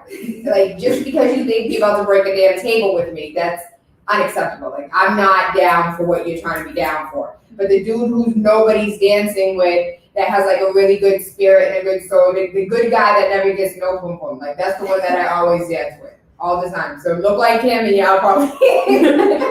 Yeah, but yeah, the dude, I dated him for like 2 days. I felt really bad. But the way he kept, remember it was when this dude kept blowing up my phone. Oh, and mad late. And oh yeah. Literally, he kept blowing. I was like, what are you texting me for? Literally, mom. After that, the next day I broke up with him. I was like, what are you doing? And then he leaves the school in 6th grade, so he's not in 7th grade or 8th grade. And he texts me every now and then, and literally, he would be like, recently started looking so funny. He texted me and he was like, I remember in 6th grade when we dated and you broke up with me. I was like, that was for like 2 days, but I don't even think it counts. He's like, no, I had mad feelings for you. I was like, did you really? He was like, for real, I was simping and you didn't like me back and this and that. What's simping? Simping? Simping is basically, stop, I hate when people use the word simping. Men will treat a female like a human being. They're like, he's a simp. But it's basically when you like give a girl all your attention, but she doesn't give you anything back. Like she doesn't give you anything. What's it stand for? I don't know. It's just simp. It's not like a short for a word. It's just the word. Yeah. It's just simping. Simp. Yeah. Simp. SMIP. SIMP. I'm confused. I've never even heard that word before. What other words should I be aware of? You just won't come out. Okay, I'm sorry, you're right. Tell me about this boy who is like simping for you. Fine. I'm gonna be quick. Okay. But he did. So, mind you, I haven't talked to him in a full year, and he's still texting me about how like he still likes me, and if him and I wanted to talk or maybe even date, he would be down for that. Would you be down for that? No. What if he had a glow up? I don't care. His personality, trash. His look, trash. He, trash. Crap. But like, it's the fact that I already said no multiple times and he keeps trying. That was the whole point of the story. You know what? He's gonna be. Remember that girl that Anari really wanted to talk to on the bus? So Anari told a story about the girl he wanted to talk to on the bus, and she wouldn't give him his number. And then years later, he was on the bus, and she was like, "Oh, you remember that time?" So he was like, "Oh yeah, the day you wouldn't give me my number." Good wouldn't give me your number, and he said he got off the bus and he had to walk 10 blocks home because he didn't want to stay on the bus no more, but he wanted to act like that was his stop. So y'all date? How you gonna date somebody just out of simping? Is that the right terminology? No. Out of pity. How do you date somebody out of pity? Because you feel bad for people. Like, nobody you don't get girls. What if you kiss somebody? You gotta kiss somebody because you feel bad for them? I don't know. For real. I'm gonna take it to that level. But you would give somebody the title of boyfriend. Yeah. And then like after Well, currently, no. I'm so sorry, but if I don't want you, I don't want you. But back then I did. Before, like a couple years ago, you could have got me out of pity. But now, if I don't want you, I don't want you. Yo, how these children talking like grown people? Y'all really be having these type of conversations? And so I'm really scared to know, like on a high school level, today, now, in this atmosphere, what are these children doing? And I say children, like maybe it's not you, it's not your friends, but in your sphere, in the conversations, in these Snapchats, Are people posting nudes and Snap? Mm-hmm. Yes. Yes. Yes. Hold on, like booty shot nudes or like No, like Whole whole body body. naked nudes. Like there would be whole Snapchat accounts dedicated to exposing girls that sent nudes. I don't know why they never do it to the boys.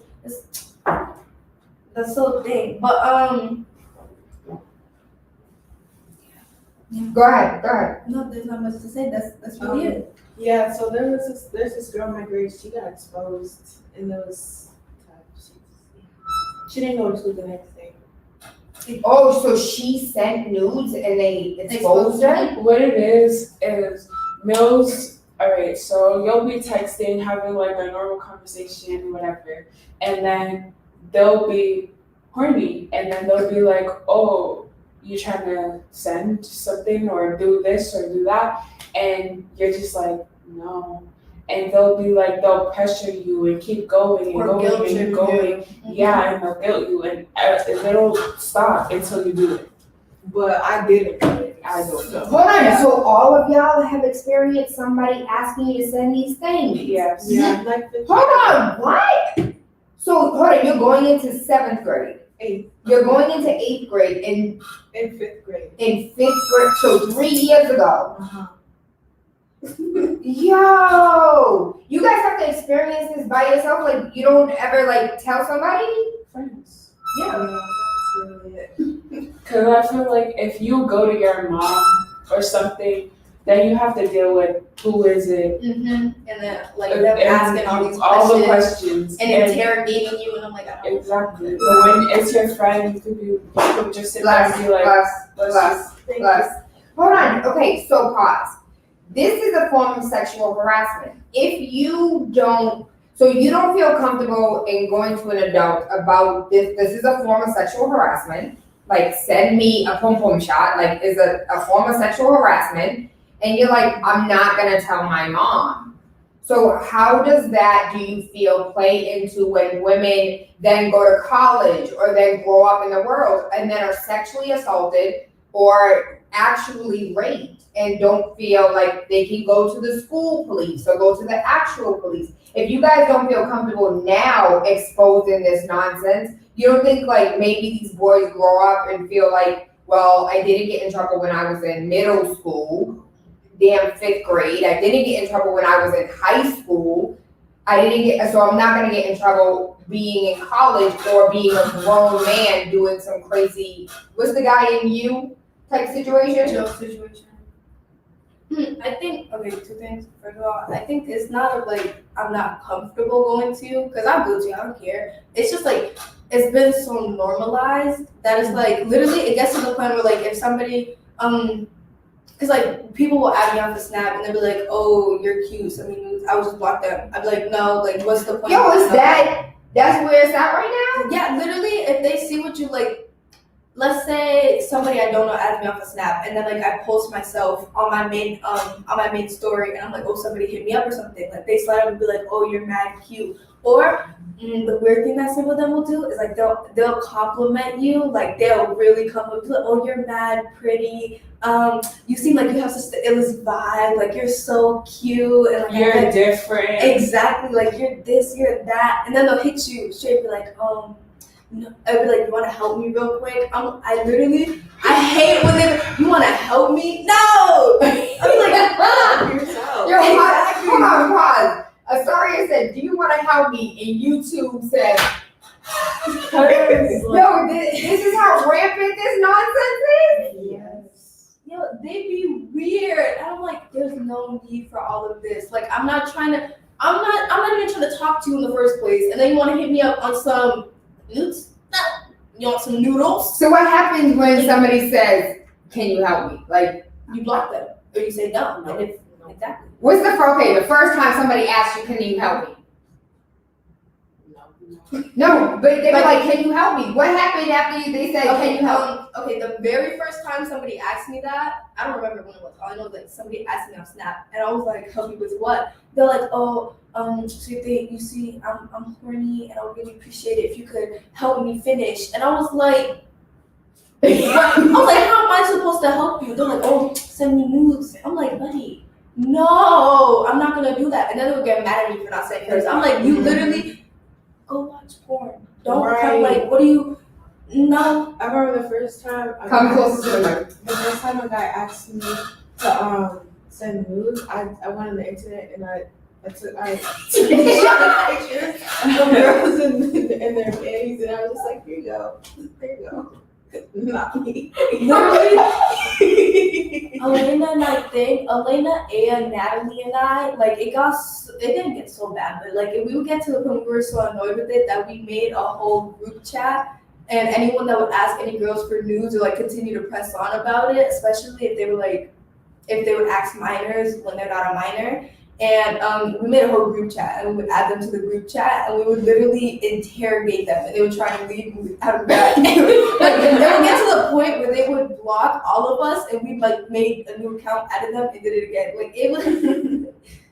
Also, there was this one time there was sexist, racist. So there was. You guys know what sexist racist is? Like, they're sexist and they're racist. That's what I mean. And there were these like 3 white boys. And we're like, you know what?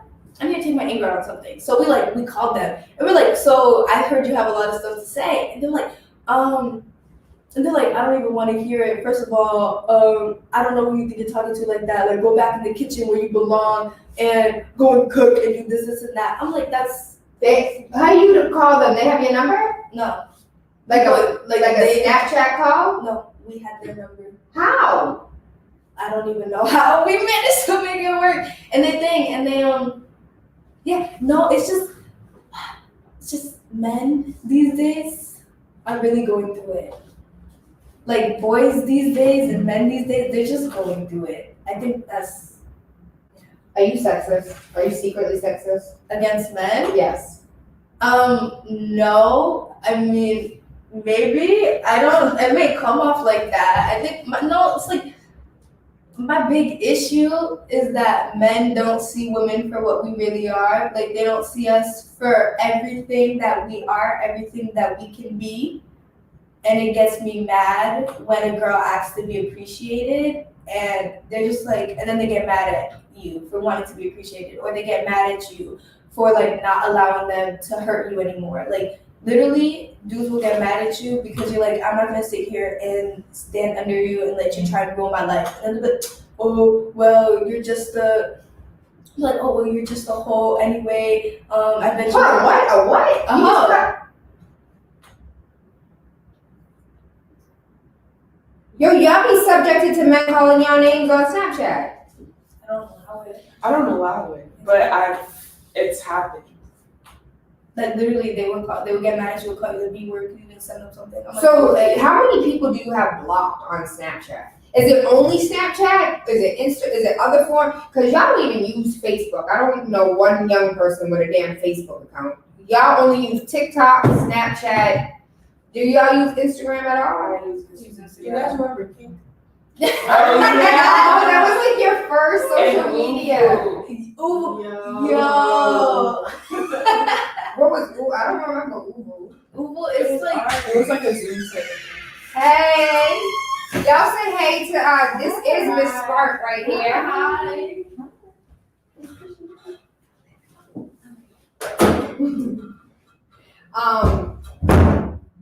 I don't remember Ubu at all. So shout out to Danielle Johnson, aka Miss Hot Sauce, aka Miss Spark. She need to change the name to Miss Spark FM Online. So we've been here for 2 hours. We're coming to the top of the hour. How y'all feel about that?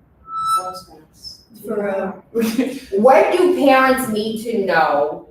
And so I feel like when it comes to like any and all conversations, you guys have a great relationship with your mom. If you want to tell your mom something, you can tell her.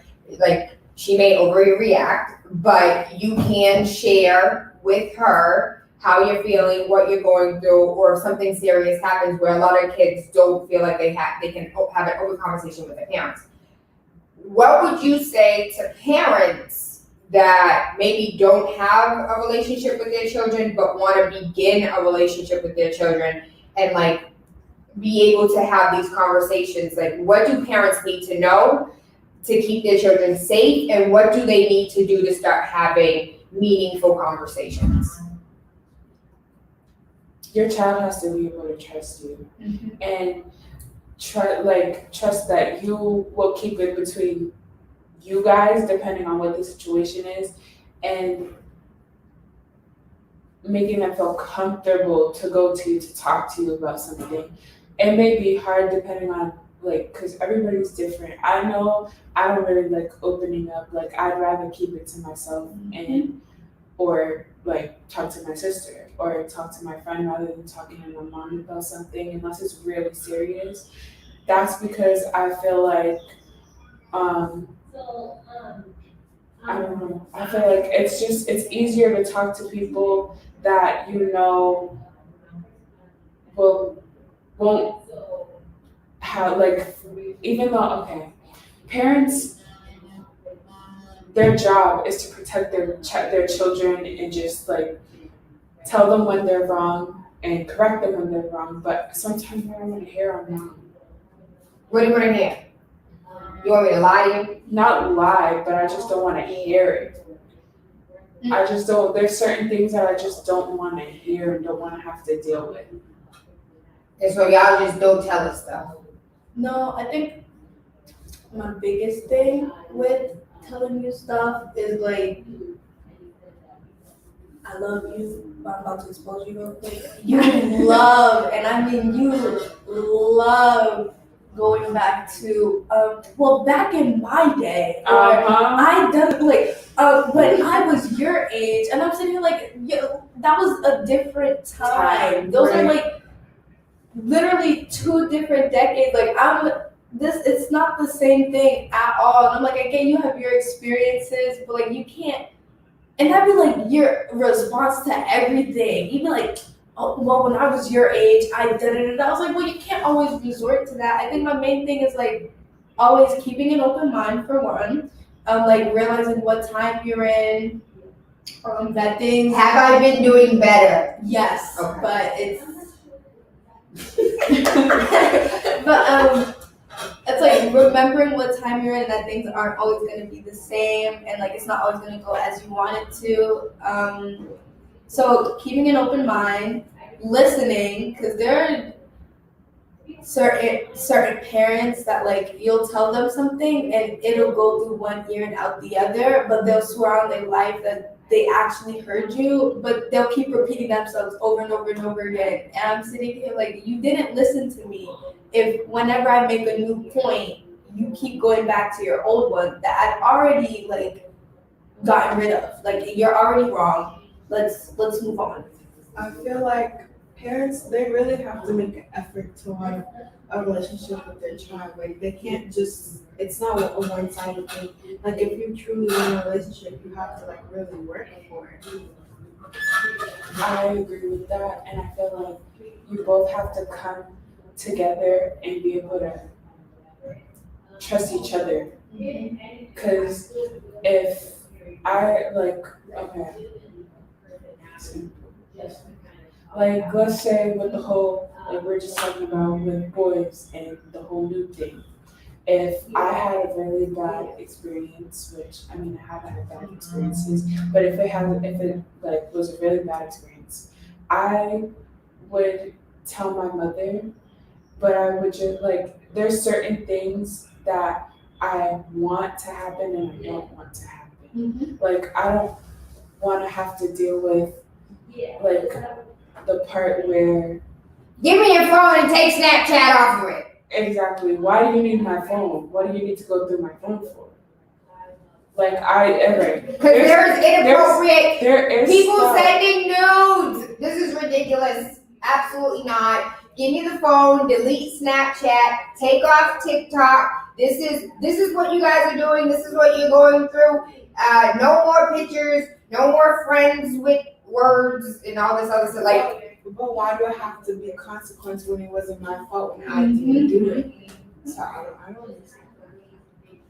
Yeah, sometimes you adults love going straight for the punish. I don't know. It's adults really love to punish the youngest, like the younger person in the situation, or like it feels like they love that sense of authority to the point where they're like, oh, because I'm above you in some sort of ranking, I will, like, even if you don't deserve it, like sometimes in my mind, I guess that's how, I mean, in their mind, I guess this is how it works for them. They're just like, you still are gonna get the punishment, and it, you get on my last nerves. Lord, I like to feel heard. That's one thing about me. I want to feel like you hear me and you understand.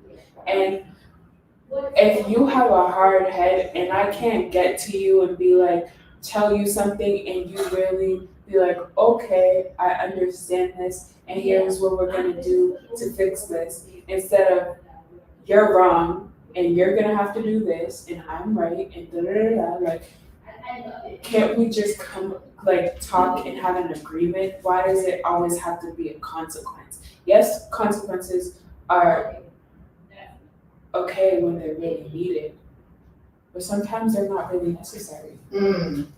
So with literally a minute left, the advice to parents is to be mindful of taking harsh penalties on the child that is communicating with you an experience, and like, don't attack me for the experience that I'm sharing with you. Just, this is what I would like for you to do. 40 seconds.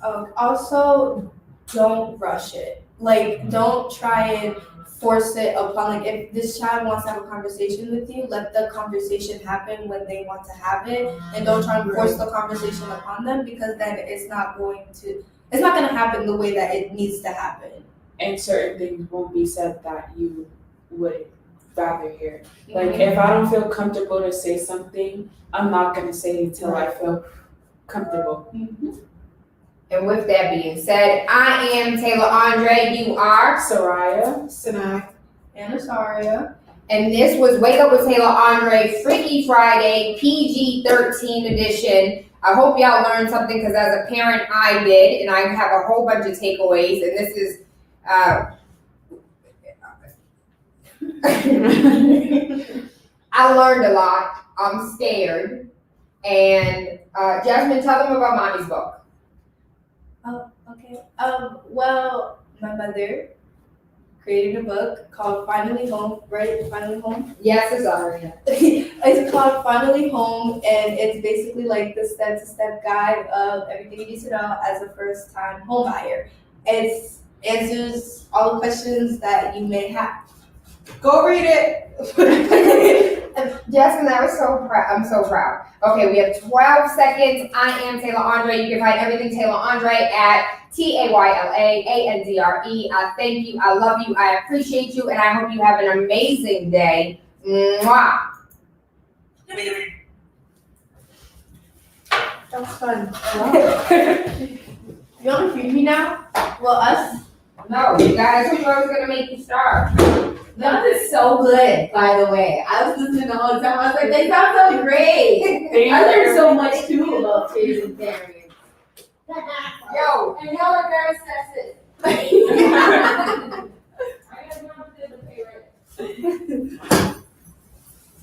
I don't agree with that statement. I don't either. I don't accept that type of negativity.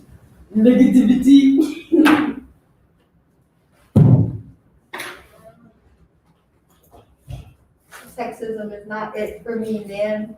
Technically, It never can I was, even- man. Can I even be sexist? As a Yes, you female? can. What do you mean, can I be sexist? That statement was a little bit sexist. I thank you. I love you. I appreciate you. You guys want to say bye? Bye, everybody. Bye. a Thank you nice for day. watching. Tune in next time. You guys gonna come back? Yes. You guys have fun? Yes. Jasmine, you come back? I enjoy talking. It lets me talk. Yes. Yeah. They gonna come back. They gonna. I hate the way this work like this. We're gonna have to find a solution. We're gonna find a solution. I thank you. I love you. I appreciate you. Yo, share this, because this is a real conversation with young people about their experiences. Like, we didn't just talk about Freaky Friday and sex today. We also discussed how young people feel when it comes to police, how young people feel just in society, how young people feel about education. And so we are going to continue conversations with young people because I believe that children are our future. That's not funny. No one else is going to sing with me. It's okay. It's fine. Yeah.